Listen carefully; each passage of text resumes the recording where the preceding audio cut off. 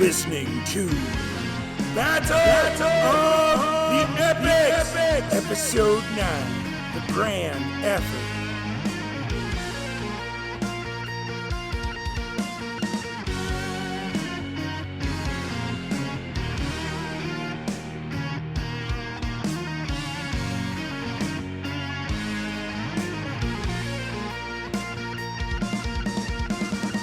Wake up! Scott opened her eyes. She was surrounded in a completely animated world. I must have hit my head really hard. The portal took us to the animated valley. Get up! The two walked through the enchanted forest, past massive waterfalls with grazing unicorns, leading further into a jungle with tropical birds of all colors. If my eyes could get any bigger, they'd fall out of my head. Keep up. Man, why did Awakens have to turn out to be the bad guy? Not you. You've bad guy written all over you. Avatar turned, pointing a finger at Scott. My own kin betrayed me. My best friend slaughtered my mentor. Now is not the time for your jokes. I get the gravity of the situation, okay? But if I don't make jokes, I can't move on. Comedies. Huh. Pseudo-romantic action-adventure comedy, thank you very much. Avatar turned from Scott in a huff. She ran in front of him, blocking his way, now pointing a finger in his direction. Hey, we don't have to like each other, but being hostile doesn't solve anything either. Avatar stared at Scott. He hated to admit it, but she was right. He held out his hand, and she shook it. Awesome. Now, could you please lead the way?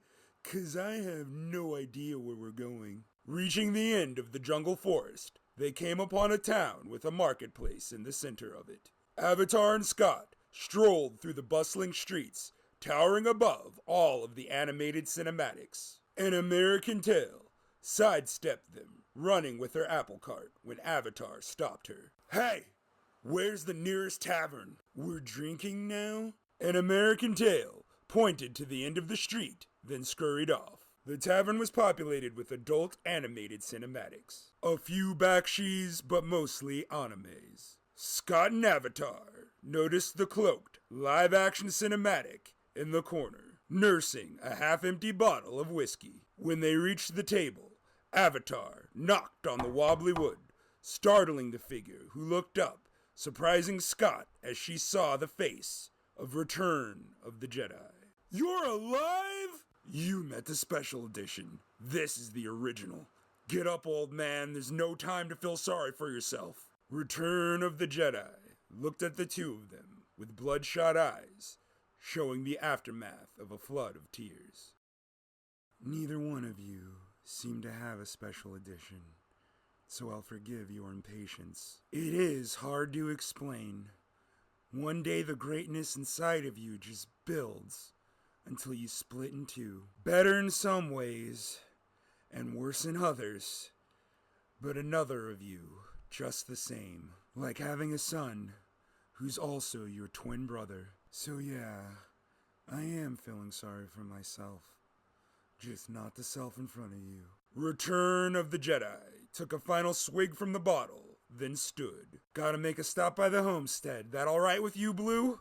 Picking up weapons? Sorta.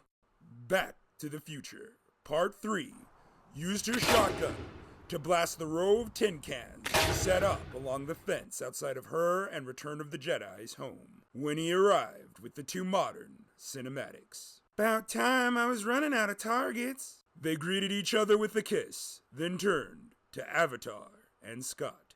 You two don't look like much, but oh well, prophecy's a prophecy, now lock hands. With all four cinematics in a circle, Back to the Future, Part 3, used her temporal displacement abilities to transport them from the animated countryside to a desolate wasteland.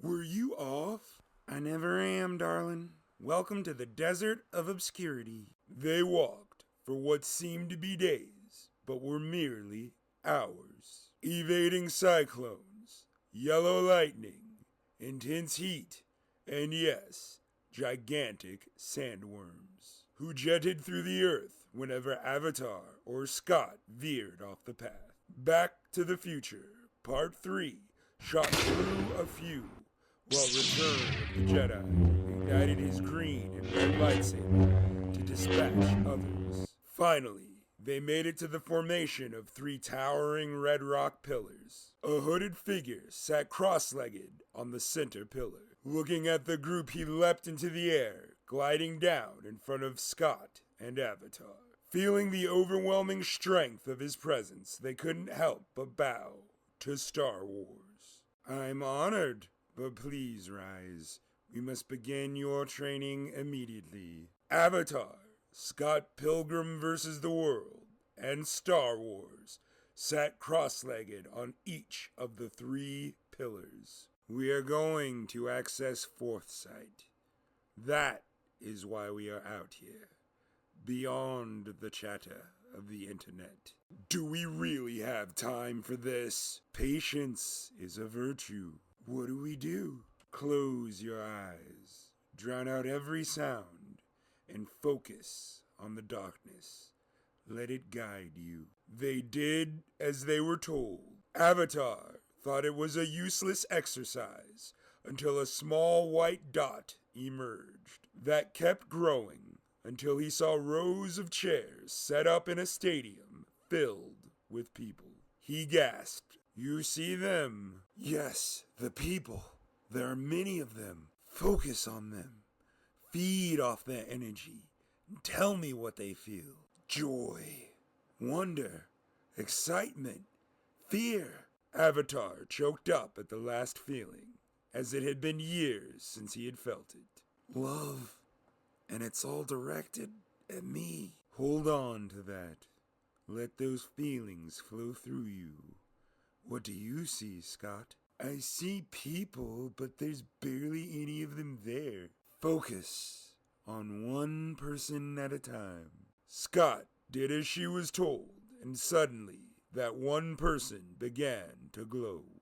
She did the same to a remaining few, and soon her vision was bright gold. Now take all of that energy, all of those feelings, hold on to it in your hearts with a grip, and open your eyes. Avatar and Scott opened their eyes, amazed to see that the other was glowing. Scott, concentrate. Focus your energy in front of you. The glow jetted out of Scott, creating a hole in reality that stretched into a large 76 by 102 feet anthropomorphic widescreen. Through it, she could see the universe. Avatar, you see that pillar in front of you? Use that energy to tear it from the earth. He focused on the pillar. It shook slightly, then violently, as it was ripped and free. Now throw it through the portal. The rock shard slammed into the portal, exploding once inside. The 2 modern cinematics were speechless with wonder and excitement. That is how you will destroy the internet and free us all. Come up in my closet, I'm against your bed. That's a chill initial feeling when I come right back. I can see the arc is blowing up some beautiful cracks in my head. We've reached the end to another episode of Battle of the Epics!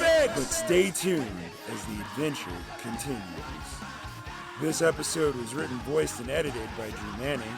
Intro and outro music was the song Count Basie from Rise Records artist Dance Gavin Dance off their album Artificial Selection, available on all streaming platforms.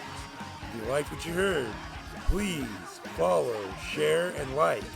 And feel free to drop a line at thedrewniverse82@gmail.com, Twitter handle at Drew Manning, or Instagram at Manning Drew. And as always, here's some more!